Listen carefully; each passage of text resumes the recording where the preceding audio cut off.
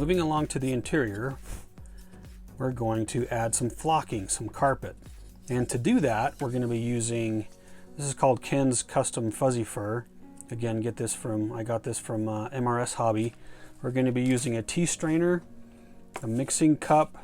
We're going to be using some Mod Podge. This dries to a matte finish. You can use white glue, but I have a lot of this left over from my model railroading days. And then just some Tamiya's paint retarder, just to help it dry a little bit slower, to give me more time for the fuzzy fur to have time to stick to the glue before it dries.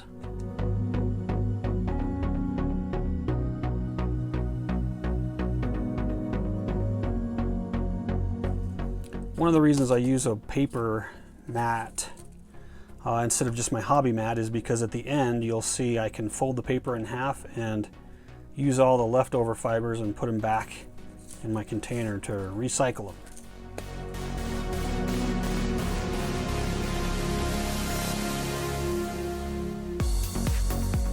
So we're going to paint this on in one section at a time.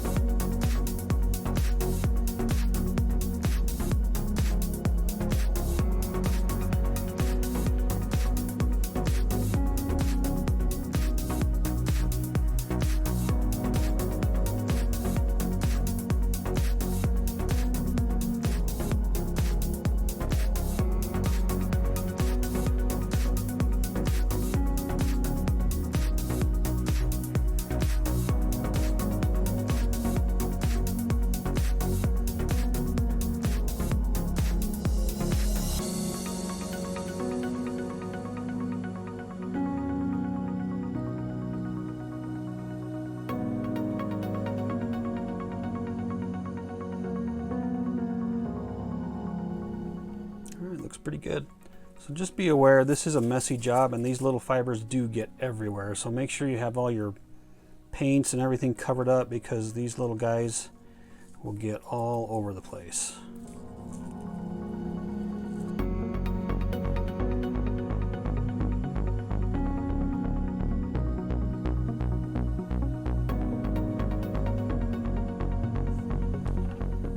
So moving along with the decals for the interior, I'm going to get a couple of these cut out.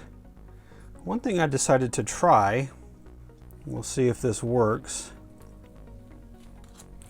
is if we look at the dash, we can see that the vent is pretty recessed. There's another indicator light recess. These knobs are very protruded, and also the air adjusters are recessed a little bit as well. So what's going to happen is, and if we look at this decal, we can see that it's one sheet over that, the air vent and some of those other things. So what I decided to try, and we'll see if this works, is I scored around some of these areas to see if I can take that part out of the decal and then just have that detail that's showing up on the dash panel be a little more visible, because these decals will not lay flat. So, and I did the same thing with the shifter indicator, because we can see there's not enough space for that. Plus I want to hand paint the trim rings. So I did the same thing for the shift indicator. So we'll try that with these decals and see what happens. So I'll be using a combination of the micro set and also the Tamiya Mark Fit. The micro sol, I like that as well. That really works well for getting decals to set down, but it's pretty hot stuff. So I have had it eat into some of my finishes, the softer finishes especially. So I have to be careful with some of that stuff. It's still effective. I still use it, but I kind of have to be, I want to make sure that I have a good finish on there, like a clear coat or some other protectant on there, so that it's not eating into my paint.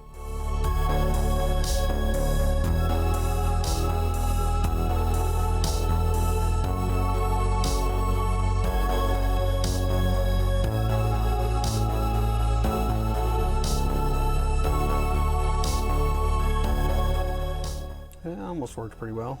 It is allowing the decal to set down a little bit more where it's supposed to, but we'll see.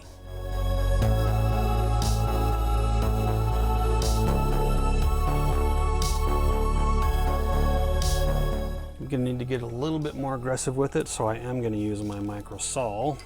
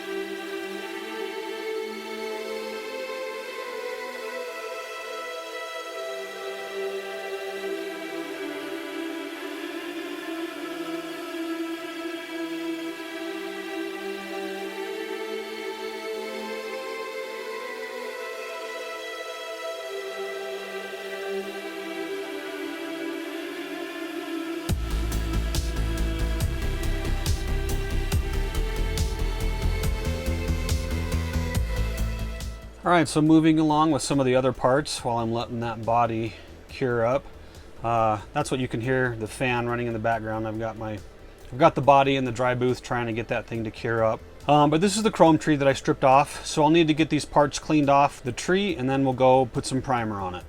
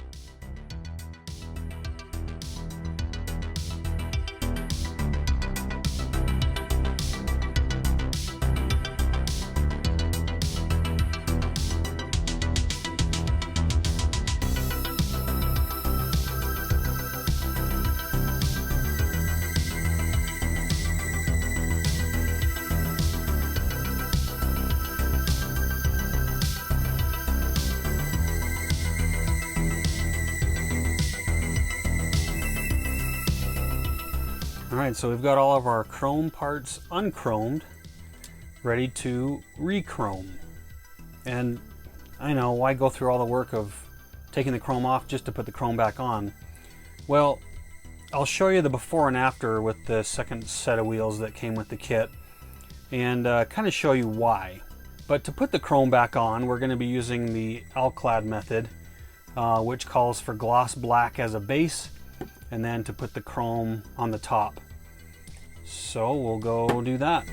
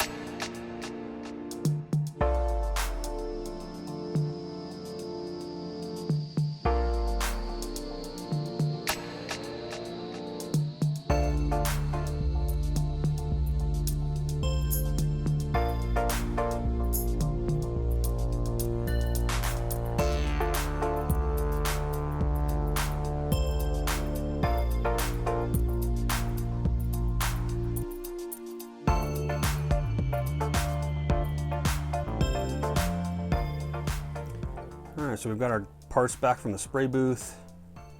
Got that Alclad flat coat on there to protect that chrome from rubbing off. And I just wanted to give you guys a side-by-side comparison from the kit chrome to the Alclad chrome, just to see that comparison. So for me, I like to take the kit chrome off and redo it with the spray chromes. It just, I don't know, it just seems to look a little more realistic, but anyway, it's up to you, whatever you want to do. Also, so some people, and I've tried this, you can just spray some dull coat on the aluminum if you want, or actually spray. I've done this on the last one of my kits I did. You can actually spray a little bit of aluminum over there, and it'll kind of dull that finish down and give it a really realistic look as well. So it's up to you, whatever you want to do with that. So moving along, so we're going to be using a lot of Alclad for these. So Alclad steel for these two parts. For the exhaust manifold, I like to use the Alclad exhaust manifold. That gives it a nice finish. Carburetor, I'm just going to be using a little pale gold on that. And then for the exhaust and the exhaust tips, we'll just be using Alclad aluminum. And again, with this one, trying to figure out how to mask it, I figured it would be a little easier to mask the exhaust and then respray the black, so that's what I'm going to do. We'll spray the exhaust with that aluminum, mask it up, and then respray the axle and the suspension on that with the black later. All right, back to the spray booth.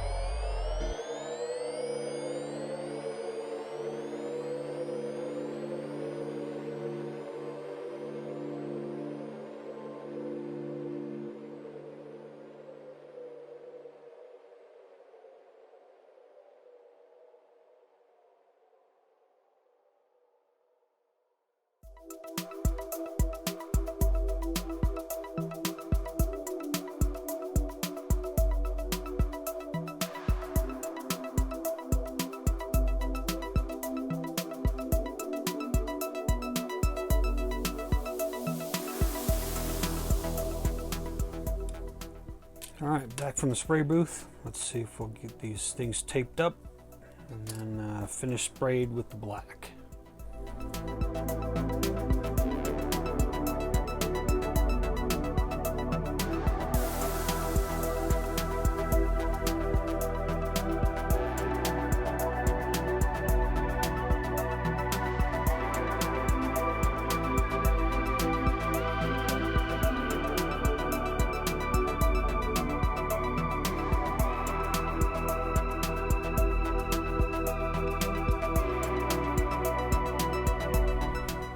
Alright, it was a little more involved in taping than I wanted, but I think the result will be good. So, got my 2 parts taped up. Back to the spray booth.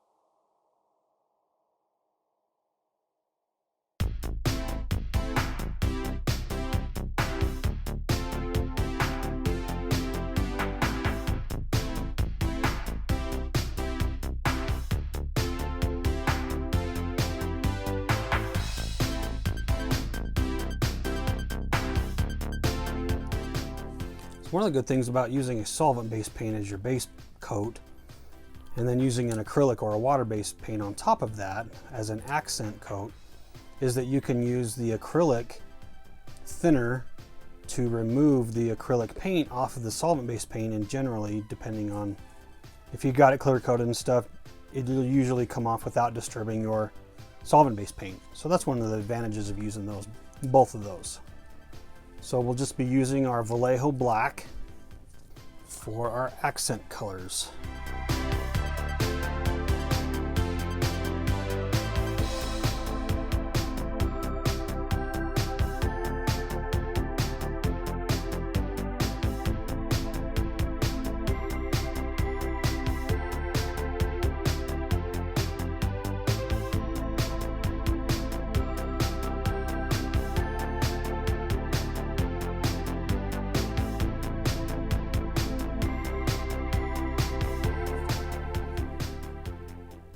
You can see the difference there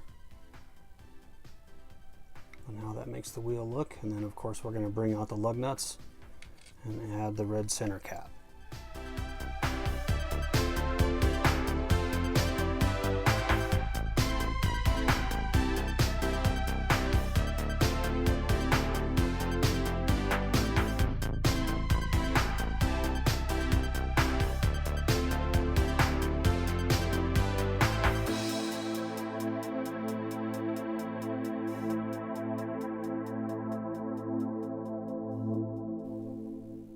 So for example, we're going to try something. I'm going to paint over that Pontiac logo with my acrylic paint and then remove it off the lettering, because that doesn't look as good as I think it can, so we will try that.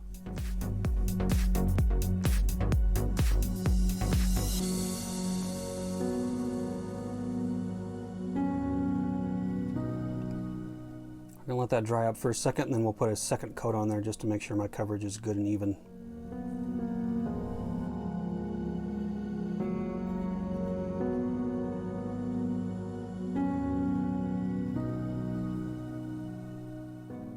All right, second coat's on, looking pretty even.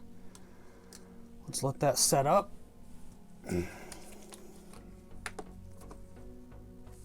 Just cleaning off my brush.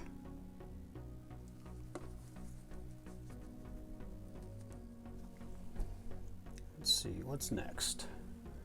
How about chrome? All right, let's get those lug nuts brought back out again.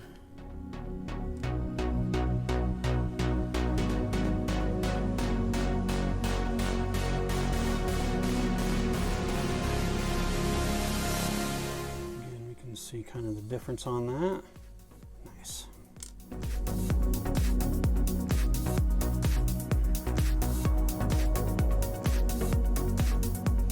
I noticed on a little bit of that I have a little touch up to do. So I'm just going to be using the Vallejo airbrush thinner on one of my Tamiya fine tip Q-tips and just take off some of that excess black that I got a little bit where I didn't want it to be.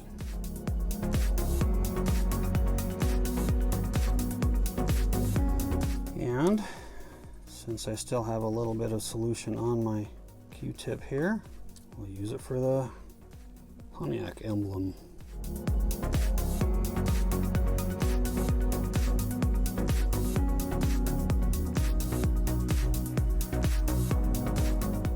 There. That looks much better. All right, let's let that dry out. I'm just going to be using the Tamiya orange clear for the turn signals up front.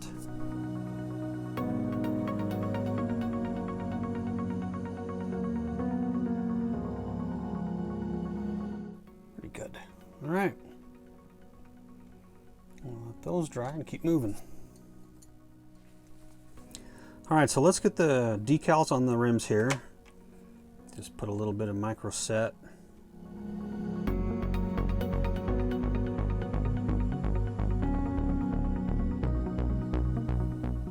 Apologize if my head gets in the way sometimes. I have to try not to get in the way of the camera, but I got to see what I'm doing.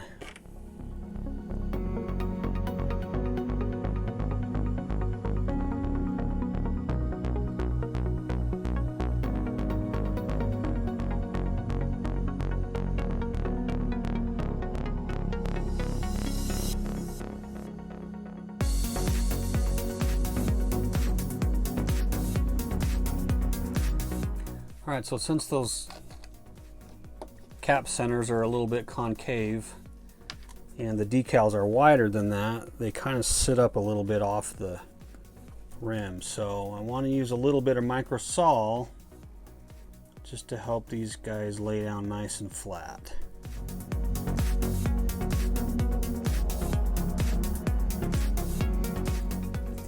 All right, got those decals on there and set down pretty good.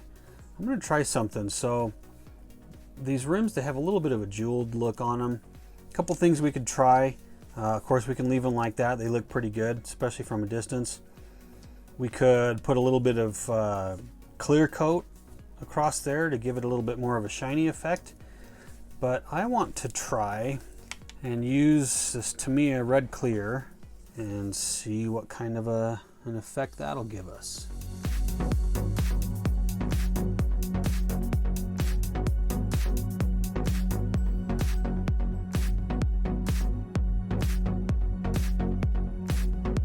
Liking that already. All right, we're going to put those in the dryer. I went ahead and sprayed some the aluminum on the engine block there in the dryer. They'll be drying up here in a little bit, and I went ahead and just dusted on some burnt iron from All-Clad on there just to give that little bit more of a weathered look on there. Just kind of spraying around the corners and stuff where the heat might build up a little bit more.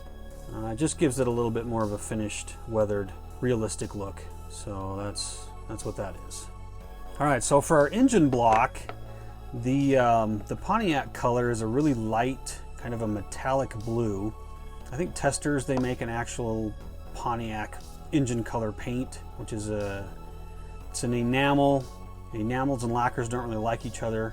They don't get along very well. So I decided to try this Tamiya metallic blue. This is the X13. It's a little bit dark, so we're going to try to mix it up with this white and see if we can't get it to the color that we want for our light blue Pontiac metallic engine block.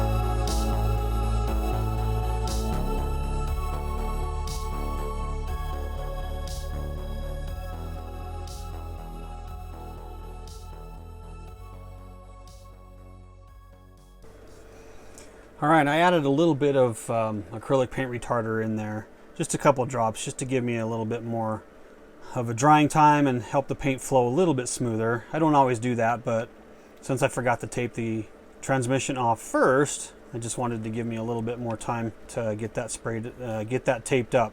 So back to the spray booth.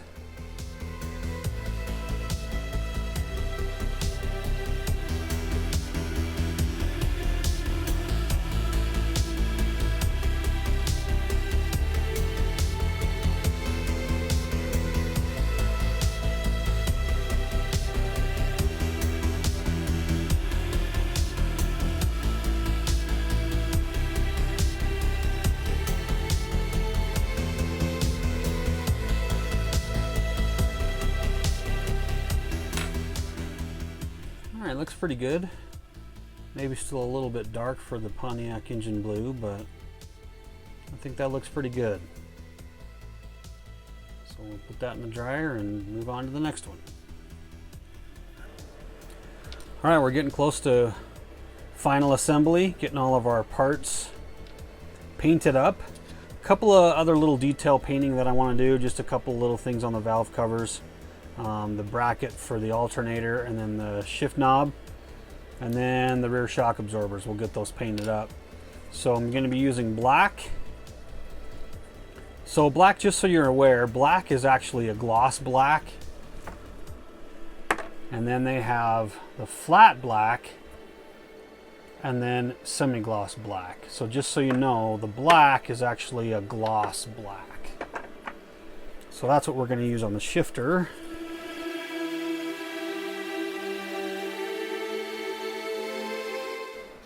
Then I'm going to use a semi-gloss black on these two spots.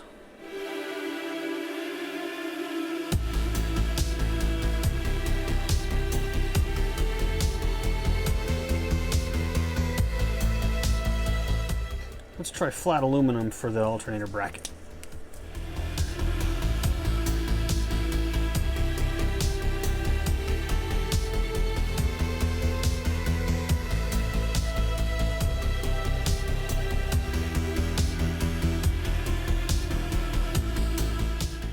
And then finally chrome for the shock absorber shafts.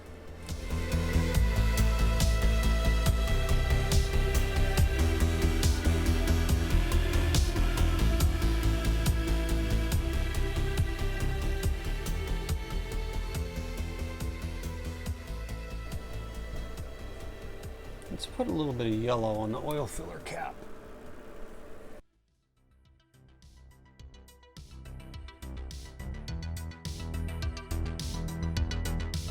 One thing I wanted to do before final assembly is I want to put a little bit of dull coat on those seatbelt decals because they're shiny and seatbelts are not shiny.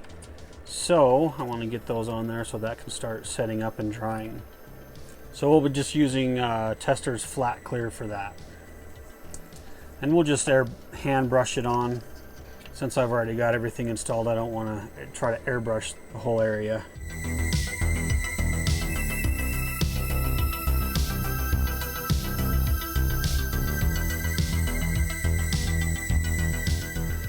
And the last thing is flat black around the border of our air cleaner intake.